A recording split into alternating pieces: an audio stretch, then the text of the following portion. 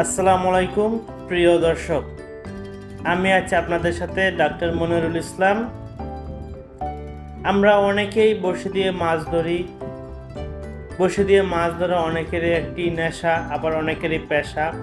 বড়শি দিয়ে মাছ ধরার জন্য বাজারে যে ছিপ পাওয়া যায় বা আমরা বাজার থেকে যে ছিপগুলো কিনি, সেগুলো অনেকেরই মনে প্রশ্ন জাগে যে এত সুন্দর সোজা চিমচাম ছিপগুলা কিভাবে বানানো হয় বা তারা কিভাবে বানায় এবং আমরা এগুলো কোথায় থেকে সংগ্রহ করি, সেই বিষয়ে আপনাদের বা দর্শকদের সকল প্রশ্নের উত্তর আজকে আমরা এই ভিডিওর মাধ্যমে খোঁজার চেষ্টা করব।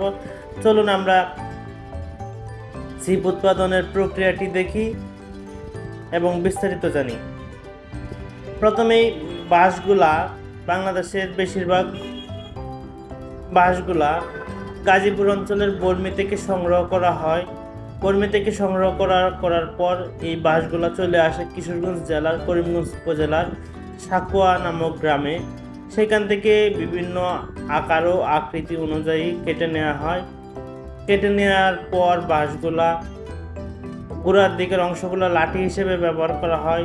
লাঠিগুলো সাধারণত বর্ষা বা লাঠি হিসেবে ব্যবহার করা হয়। অনেক সময় কোদালের আচার হিসেবেও লাঠিগুলো ব্যবহার করা হয় এবং উপরের চিকন অংশটিকে বড়শির ছিপ হিসেবে ব্যবহার করা হয়। চলুন আমরা এখন দেখি যে একটি বাঁকা বাঁশকে কিভাবে বড়শির ছিপ আকারে তৈরি করা হয়। দেখুন, এখানে আগুনের গরম কয়লা দিয়ে আগুন জ্বালানোর পর বাঁশগুলো একটা একটা করে সে আগুনে ছেঁক দিচ্ছে। আগুনে ছেঁক দেওয়ার কারণে বাঁশটা নরম হয়ে যায়। আমরা জানি যে প্লাস্টিক জাতীয় জিনিসগুলো সাধারণত আগুনে ছেঁক দেওয়ার পর নরম হয়ে যায়। এই যে বাঁশটাকে আগুনে ছেঁক দেওয়ার পর নরম হয়ে যাচ্ছে, সেই বিষয়গুলো আমরা আগে জানলেও এইভাবে যে এত সফট হয়ে সোজা হয়ে যায়, সেই বিষয়গুলো আমরা আজকেই প্রথম দেখতে পাচ্ছি। দেখুন, আগুনে ছেঁক দেওয়ার সাহায্যে কিভাবে একটি বাঁকা বাঁশ সোজা করে ফেললো।